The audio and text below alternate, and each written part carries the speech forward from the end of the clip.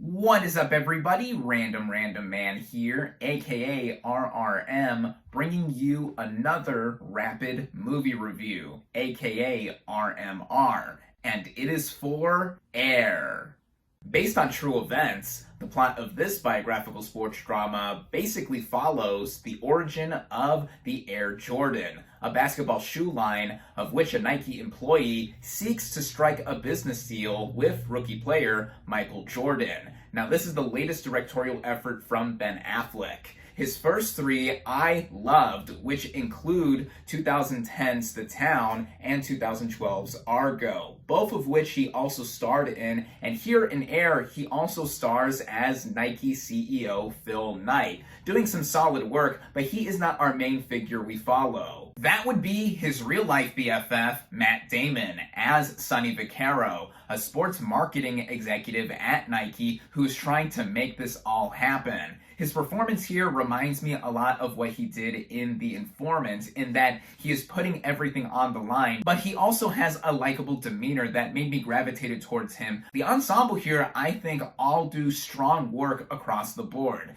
including Jason Bateman as another marketing executive at Nike, Marlon Wayans in a rare dramatic role as a coach. Also, speaking of rare dramatic work, Chris Tucker as the VP of Nike, Chris Messina as the scene-stealing, foul-mouthed sports agent, and then last but certainly not least, we have recently crowned EGOT recipient Viola Davis as Michael's mother, Dolores Jordan, also starring alongside her real-life husband, Julius Tenen, as Michael's father, James. Cool detail there. Davis gives my personal favorite performance of the film, not only as it's been said here that she was integral in getting this whole deal together, but also in having the motherly instinct and love carried. In fact, the real-life Michael Jordan handpicked her to play his mom here, and who wouldn't choose Viola Davis? She is one of our greatest living performers, period, in a film that is more than just Michael Jordan and a shoe itself, with the screenplay by Alex Convery really impressing me, all the more given that it is his first feature film script. The film is almost all dialogue driven, and it is punchily paced to where we see all the interactions with